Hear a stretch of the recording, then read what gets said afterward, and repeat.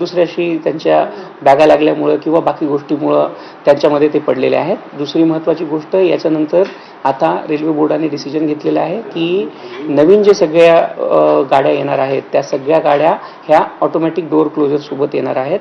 त्याच्यामध्ये ऑलरेडी ज्या 238 AC local Mumbai सबअर्बनसाठी घेतल्या जाणार आहेत त्या गाड्या ज्या आहेत त्या ऑटोमॅटिक डोअर फिटमेंटनी येणार आहेत, ऑटोमॅटिक डोअर क्लोजरच्या सिस्टमसोबत येणार आहेत.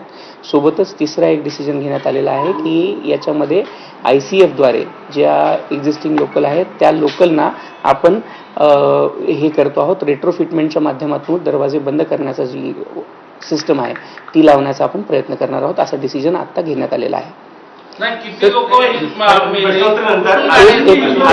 प्रश्नोत्तर